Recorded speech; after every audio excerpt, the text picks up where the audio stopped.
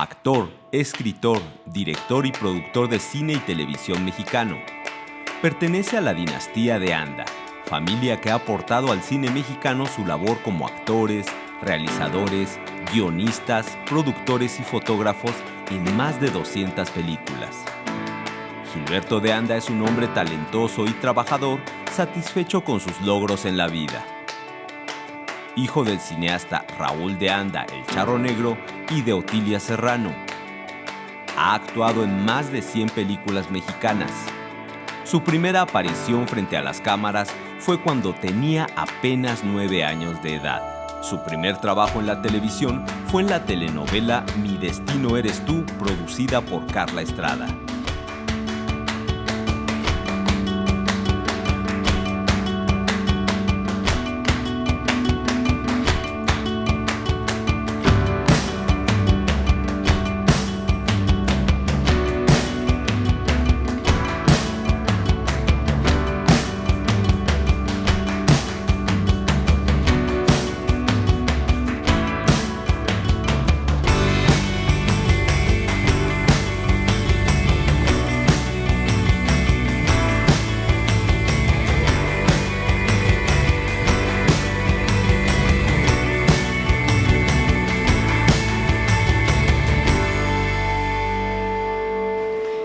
¿Qué tal, amigos de Palabras Mayores? El día de hoy sí son palabras mayores. Nuestro invitado tiene una trayectoria, pero no solamente en un área.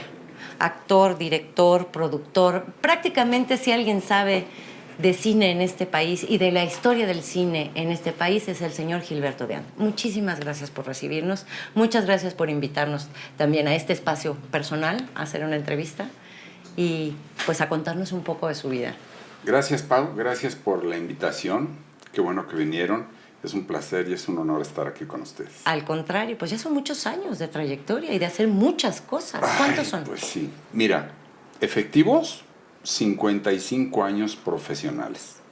Yo empecé como niño actor en 1963. Es lo que iba a decir. Si ahorita me sale con que tengo 65 años de trabajo más, no sé, pero empecé a los 30, no se lo creo. No. Empecé bueno. muy chiquito. ¿A qué edad? Muy chiquito, a los 8 años. 8 años, sí, un bebé. Era una consecuencia lógica. Nací en una familia cinematográfica. Mi padre fue un pionero de la industria. Entonces, en algún momento, en unas vacaciones, como de todos modos yo crecí en los sets cinematográficos, y para no estar dando lata enfrente de las cámaras, me ponían a hacer algo, normalmente ahí extrear, ¿no? Ponlo a extrear, vístelo ahí para que se entretenga el niño y no estoy dando lata el hijo del productor. Sí, cualquier cosa. O estaba yo trepado en la tramoya ahí, quitándole su tiempo a los alumbradores o al gaffer, a quien fuera. Entonces mi padre me dijo, ¿te gustaría actuar ya formalmente en una película? Pues sí, ¿por qué no? Dijo, para mí era muy natural. Y debuté en la película El Pozo, al lado de Luis Aguilar. Fue la primera película de Sonia Infante, fíjate, con Sonia Furió. Y tuve un reconocimiento como niño actor en la reseña de los festivales cinematográficos del siguiente año. Muy Me bien. dieron una cabeza de palenque como por mejor niño actor. ¿Y cómo fue la formación fuera de porque bueno, aunque de alguna manera seguramente siendo niño absorbía muchas cosas y aprendía cosas viviéndolas, como nos cuenta, habrá habido un momento en que decidió ir por la propia. Claro. ¿Y cómo fue el mundo fuera de esta siempre red? te ataca la rebeldía. Claro, ¿no? claro. Obviamente cuando fui adolescente dije, no, yo quiero abrirme camino por mí solo y voy a ser abogado. No sé por qué. ¿Abogado? Sí, no, hazme el favor. Abogado. Quería yo ser abogado. Y después dije, no, Contigo porque además yo abogado. creía que eran como Perry Mason, ¿no? Claro, Las cuestiones de abogados. Dije, claro. no, pues ahí está lo mío. Me voy a lucir enfrente del jurado. Por supuesto. Y cuando me di cuenta que las cosas eran muy distintas aquí, Sí, que aquí no había a quien impresionar, y sí a quien sobornar, dije, no, pues aquí no es lo mío. O sea, que el gen de la actuación, el cine, en fin, el gen del artista estaba ahí. Acabas de decir si no había quien impresionar. Claro. O sea, si no había un público, Claro. ¿qué sentido tiene? Exactamente. O sea, que estaba muy claro, nada más tú no lo tenías claro por un momento. Y después quise ser militar. Yo quería seguir la carrera militar, porque en algún momento de mi vida era yo tan bien portado que me mandaron a una escuela militar, internado. Con una aureolita, sí. Exactamente, alitas. como premio. como premio. ¿A qué edad? Pero híjole, como a los 17 años. Así, en la edad. Claro, en la edad de la punzada. Pero en lugar yo de resistirme, o sea, de tomarlo como castigo, yo dije, a mí me encantó ese rollo. Yo era un soldadote, como decían mis compañeros. Tú desde que llegaste eres un soldadote. Me integré inmediatamente, abracé yo la carrera de las armas y yo estaba muy decidido de veras a seguir la carrera de las armas. Pero en lo que yo salí de la preparatoria ya para entrar a la universidad, hubo una ventana de 6 meses porque los sistemas estaban desfasados, digamos. Y en esos 6 meses, pues obviamente volví a rozar el ambiente artístico y todo este rollo, y ahí voy otra vez. ¿Y cómo fue el regreso? Ahora sí ya, por su cuenta, en familia. Fue por mi cuenta. Qué difícil pero esas decisiones. Lo que quise fue volverme escritor. Y yo por la cercanía con todas las amistades de mi padre, pues aprendí la técnica muy fácilmente. Me le pegué a gente muy importante como Ramón Obón, mi hermano Raúl. De hecho, fue el primero que me invitó a hacerlo profesionalmente. Después tuve la oportunidad de pegármele a Luis Alcoriza, a Janet, hice cosas con ella. Y pues aprendí de los meros meros. Claro. ¿No? Mi padre tenía mucha relación con don Mauricio Magdaleno, entonces imagínate quiénes fueron mis maestros. Sí, no, totalmente. Además, buenos maestros de una muy buena época del cine y del espectáculo en general, claro, ¿no? En sí. México.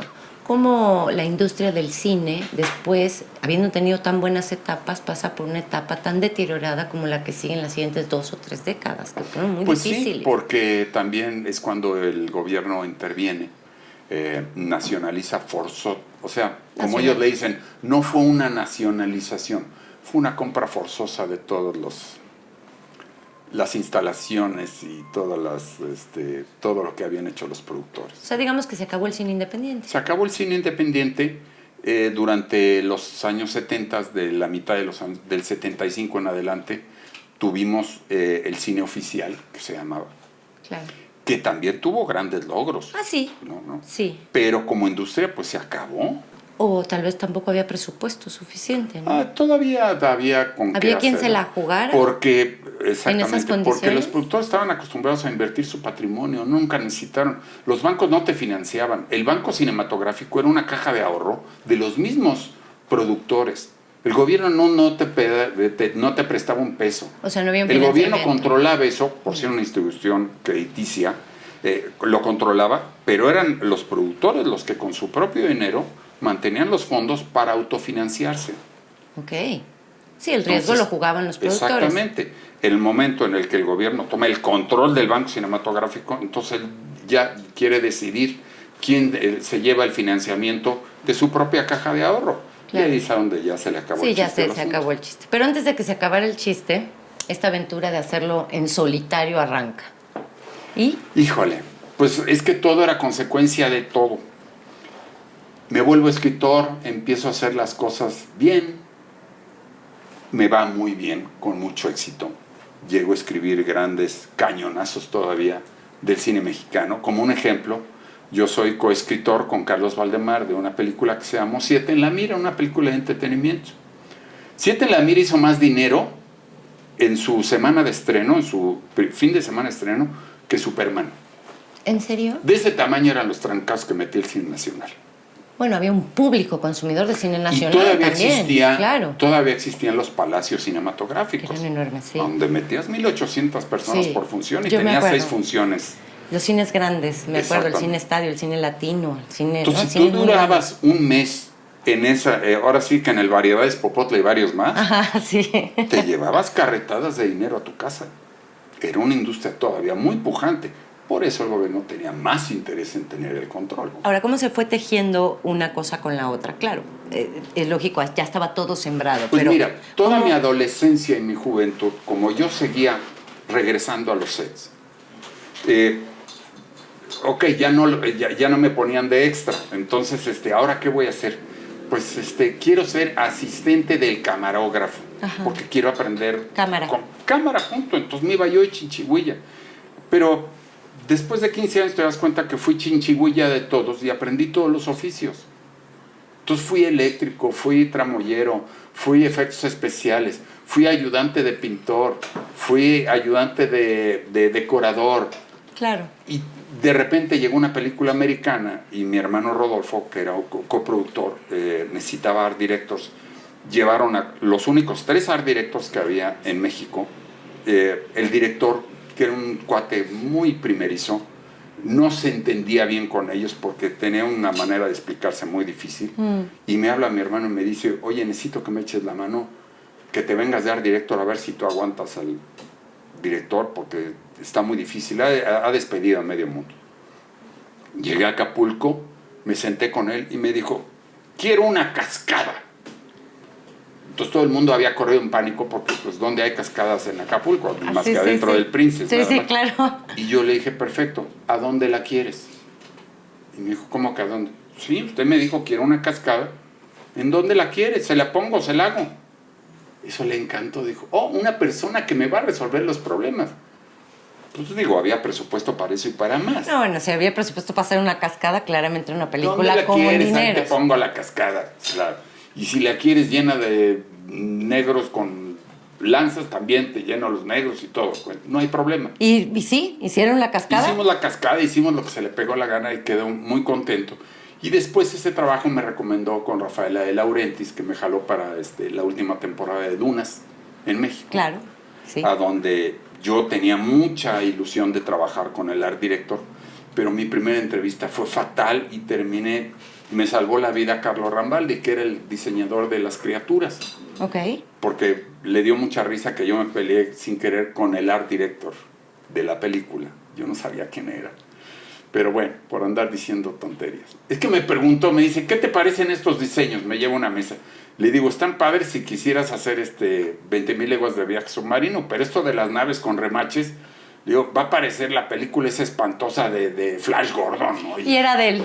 Dios No, mío, qué era de barbaridad. él. Qué barbaridad. Y puso el grito en el cielo el hombre y se fue vociferando y que me iba a despedir Rafaela de Laurentiis y había un tipo ahí muerto de la risa en un sillón y yo todavía le dije, híjole, perdón, me dice, es que lo dijiste exacto como debe de ser, pero no a la prudencia. no a la persona correcta. No a la persona correcta. Sí, palabras cuidadas y palabras mayores. Pero Vamos. quiero que seas mi asistente. Ah, bueno. Le dije, ¿y ustedes? Me dice Carlo Rambaldi. Claro, se me cayeron los calzones en ese momento. Era el creador de E.T. Claro. Imagínate. Claro. Entonces fueron los 3 meses más divertidos de mi vida ahí ayudándolo a hacer sus muñecos y haciendo todo eso. No, la experiencia de verdad no es solamente académica, digamos. O sea, realmente, pues, ¿qué no hizo en un set? ¿Qué no? Pues mira, la verdad sí he hecho de todo. Ahora, la escritura me llevó al éxito, pero también a la inconformidad. Lo voy a detener ahí. Tenemos que ir a un corte, pero esta parte de la parte oscura, porque ya oímos toda la parte divertida del set, quiero yo también saber cómo fue salir del cascarón familiar y de los amigos y encontrar el mundo sin esa red de contención. Pero regresamos después de este corte, no se vaya.